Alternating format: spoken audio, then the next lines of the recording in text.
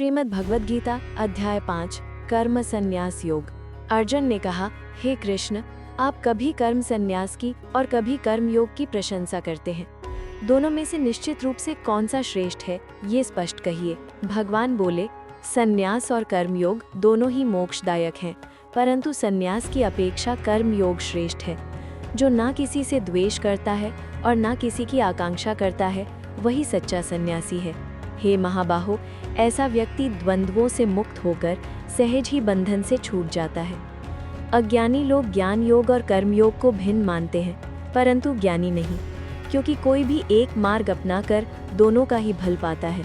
ज्ञान योग से जो स्थिति प्राप्त होती है, वही कर्म योग से भी प्राप्त होती है। जो व्यक्ति ज्ञान और कर्म योग को एक ही समझता है, वही वास्तव में देखता है। हे महाबाहो, बिना योग के संन्यास प्राप्त करना दुखदायी है, परंतु योग युक्त मुनि शीघ्र ही ब्रह्म को प्राप्त करता है। योग युक्त विशुद्ध आत्मा, संयमित मन और इंद्रियों वाला व्यक्ति सब प्राणियों के आत्मा को अपना आत्मा मानते हुए कर्म करता हुआ भी पाप से नहीं लिप्त होता। तत्वज्ञानी योगी ये मानता है कि मैं कुछ नहीं करता, चाहे देखता हो, सुनता हो, स्पर्श करता हो, सूंघता हो, खाता हो, चलता हो, सोता हो या श्वास लेता हो। बोलते हुए, त्यागते हुए, ग्रहण करते हुए, आंखें खोलते बंद करते हुए भी वो मानता है कि इंद्रियां ही अपने अपने विषयों में प्रवृत्त हैं। जो पुरुष अपने कर्म ब्रह्म में अर्पित करता है और आसक्ति त्याग कर कर्म करता है, वो पाप से उसी प्रकार अछूता रहता है जैसे जल से कमल पत्र।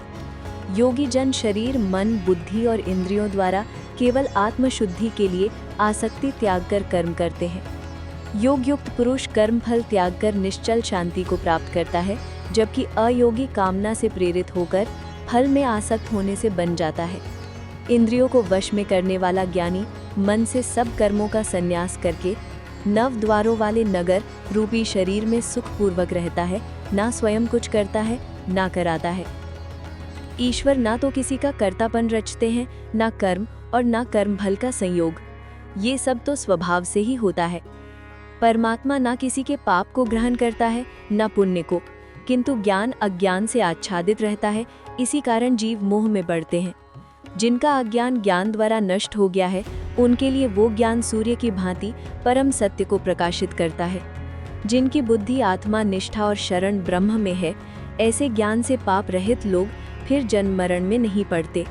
विद्वान और विनम्र ब्राह्मण, गाय, हाथी, कुत्ते तथा चांडाल, इन सब में पंडित जन समान दृष्टि रखते हैं।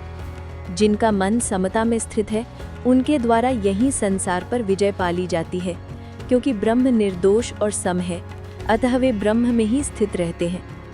जो प्रिय वस्तु मिलने पर अत्यधिक हर्षित नहीं होता और अप्रिय मिलने पर उद्विग्न नहीं होता, जिसकी बुद्धि स्थिर और मोह रहित है, वो ब्रह्मज्ञानी ब्रह्म में स्थित रहता है। जिसका मन बाहरी विषयों में आसक्त नहीं है और जो आत्मा में ही सुख पाता है, वो ब्रह्म योग युक्त होकर अखंड सुख का अनुभव करता है। हे कौन्तेय, विषय स्पर्श से उत्पन्न भोग दुख के ही कारण होते हैं, क्योंकि वे आदि और अंत वाले हैं। ज्ञानी उनमें आसक्ति नहीं रखता। जो मनुष्य शरीर त्याग से पहले ही काम और क्रोध से उत्पन्न वेग को सहन कर सकता है, वही योगी और सुखी होता है। जो भीतर ही सुख पाता है, भीतर ही आनंदित रहता है और भीतर ही ज्योति वाला है, ऐसा योगी ब्रह्म निर्वाण को प्राप्त करता है। जिन ऋषियों के पाप नष्ट हो गए हैं, जिनके द्वंद्व मिट गए हैं, जिनका मन संयमित है और जो सबके हित में लगे रहते हैं, वे ब्रह्म निर्वाण को प्राप्त करते हैं। काम और क्रोध से रहित संयमित मन वाले और आत्मज्ञानी यतियों को चारों ओर से मोक्ष उपलब्ध होता है। जो बाह्य विषयों को बाहर रखकर दृष्टि को भूमध्य में स्थिर करके और नासिका के भीतर प्राण और अपान को सम बनाए रखता है, जिसने इंद्रियों, मन और बुद्धि को वश में कर लिया है, जो मोक्ष परायण है और जिसकी इच्छाएं, भय और क्रोध नष्ट हो गए हैं, ऐसा मुनि सदा ही मुक्त रहता है। जो मुझे यज्ञ और तप के फल का भोक्ता, संपूर्ण लोकों का महेश्वर और सब भूतों का सच्चा मित्र जानता है, वो शांति को प्राप्त करता है। इस प्रकार श्रीमद् भगवद गीता अध्याय 5 कर्म संन्यास योग समाप्त हुआ।